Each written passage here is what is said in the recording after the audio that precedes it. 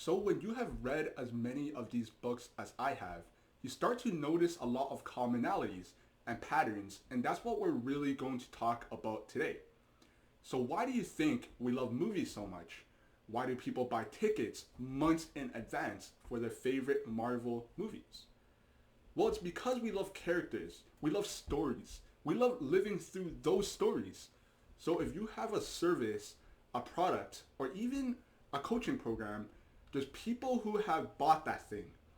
So your ability to tell the story of the other people who have bought that thing is the cap on your ability to get more people to buy the thing.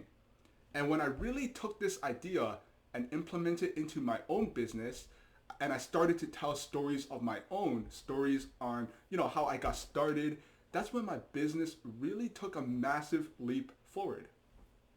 Dan Kennedy, Ray Edwards, all of these great experts of direct response marketing, they all agree that a well-placed story of somebody who is a lot like the other people that might be looking at, your ad, who then went on to buy that thing and experience a significant transformation.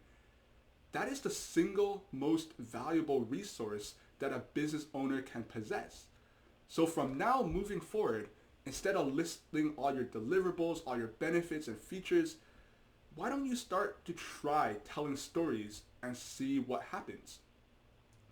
The second thing that I've learned is the difference between direct response marketing versus branding.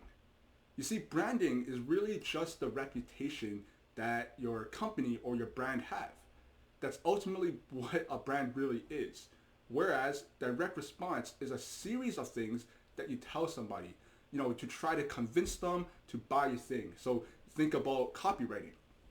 Direct response is how you get a business off the ground, sending, thousands of cold emails a day or spending $500 a day on, running ads, campaigns to drive traffic through. But the thing that really takes a business from zero to seven figures a year and really getting its legs underneath of it is its branding.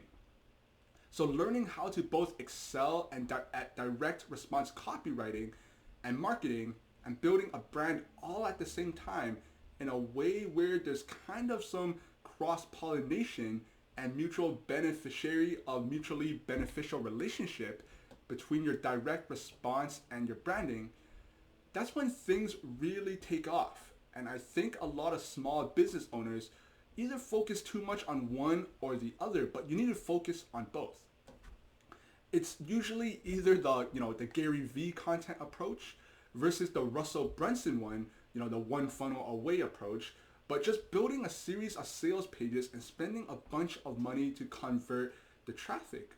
So now both of these approaches have their merits and benefits to them, but it's when you really marry the two, that's when you really get something special. So another thing that I've learned is what value means when you're marketing and trying to exchange value with people. How do you actually quantify the amount of value that your service or program or whatever it is that you're selling has in comparison to the money from what they are spending? Well, here's how you do that. First, you need to look at the amount of speed in which you can create the transformation that your service is promising. So how long does it take between the purchase and the end result being achieved? Is it 30 days, 90 days, a year, 2 years? What's that process like? It kind of goes without saying that the faster the speed, the more value is involved in your offer and how that might be perceived by your customers or clients. The next thing is the amount of effort the clients or students or customer has to extend in order to achieve that said outcome. Does it take every single day, 12 hours a day, tons of focus work? Or is it something where they can kind of do this on the side for an hour a week and reap tons of rewards? Another element of value is the effect of certainty. How certain is somebody that what you have relates to their problems? Again, you can achieve all of this certainty by telling stories and relating the prospect or the potential client or student in their situation to other people that you have served and have been in a similar situation as them. finally, it kind of goes without saying, but what's the price of your product or service? Is the barrier of entry too high, or is it really low and nice, simple and cheap to enter into? When you know how to quantify value, you know how to build great offers, and therefore you know what you should even be marketing in the first place. That's really when your business really starts to take off. Honestly, I could go on for hours and hours, but I'm just boiling down some core messages and lessons that I've learned into this short video, right? So if you want a part two, I'll make it. Just make sure you drop some comments. But this is really just a shorter video on some key lessons that I've learned from having read as many marketing and sales books as I have, right? Hopefully you've enjoyed this video, and I'll see you on the next one. Bye.